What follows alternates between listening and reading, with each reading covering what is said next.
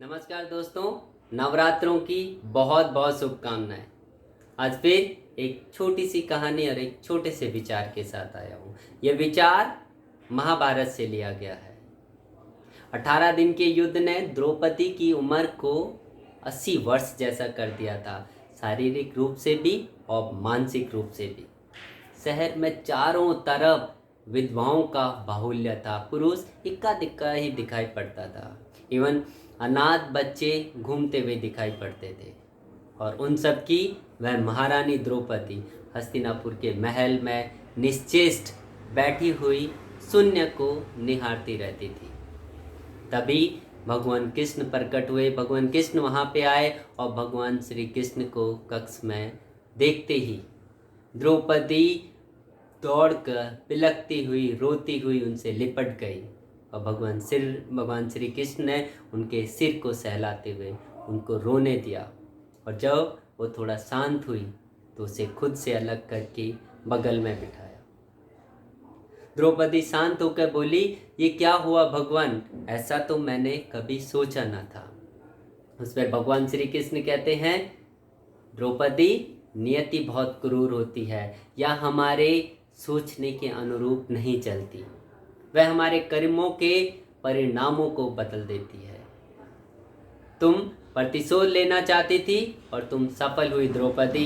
तुम्हारा प्रतिशोध पूरा हुआ। इवन सिर्फ दुर्योधन या दुशासन ही नहीं, अपितु सारा कौरव वंश समाप्त हो गया। तुम्हें तो प्रसन्न होना चाहिए। द्रौपदी बोले, भगवान तुम मेरे घावों को सहलाने आए हो या उन पर नमक छिड़कने आए हो। उस पर भगवान श्री कृष्ण कहते हैं, नहीं द्रौपदी, मैं तो तुम्हें वास्तविकता से अवगत कराने के लिए, सच्चाई को समझाने के लिए आया हूँ। हमारे कर्मों के परिणाम को हम दूर तक नहीं देख पाते हैं, और जब वह समक्ष होते हैं तो हमारे हाथ में कुछ नहीं होता। द्रौपदी कहती है, तो क्या भगवान इस युद्ध के लिए पूर्ण रूप से मैं उत्तरदायी हूँ?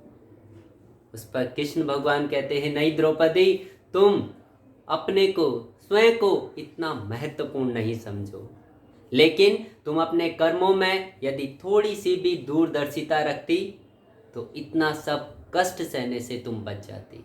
द्रौपदी, तुम ये जो कष्ट सह रहे हो, ये अपने दूरगामी को, अपने कर्मों को आगे तक बिना सोच पाने की वजह से है।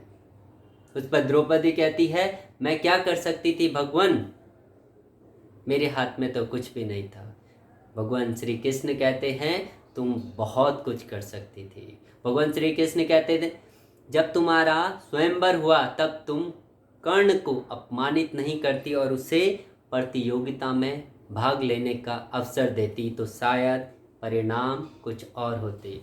इसके बाद कुंती ने जब तुम्हें 5 पतियों की पत्नी बनने के लिए कहा, पत्नी बनने का आदेश दिया, तब तुम उसे स्वीकार नहीं करती तो परिणाम कुछ और होते।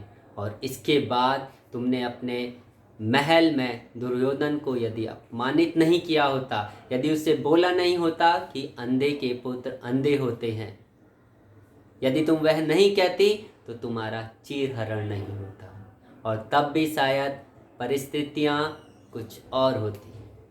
हमारे शब्द भी हमारे कर्म है द्रौपदी, और हमें अपने हर शब्द को बोलने से पहले तोलना बहुत ज़रूरी होता है, अन्यथा उसके दुष्परिणाम सिर्फ स्वयं को नहीं, अपने पूरे परिवेश, अपने पूरे समाज को दुखी करते रहते हैं। संसार में केवल मनुष्य ही एकमात्र ऐसा प्राणी है जिसका जहर उसके दांतों में नहीं अपितु उसके शब्दों में है। इसलिए शब्दों का प्रयोग बहुत सोचकर, बहुत समझकर करना चाहिए। ऐसे शब्द का प्रयोग कीजिए जिससे किसी की भावना, किसी की इच्छा, किसी की इज्जत को कभी ठेस ना पहुंचे।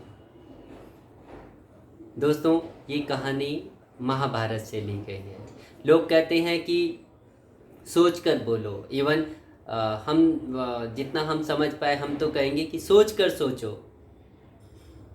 क्योंकि जो आप सोचते हो वही आपके शब्दों से निकलता है। तो अपनी सोच को, अपने शब्दों को इतना कोमल, इतना सुकोमल और इतना स्पष्ट और अच्छे उसमें रखो कि लोग उसको पसंद करे और वो किसी की भावना को कभी ठेस ना पहुंचाए।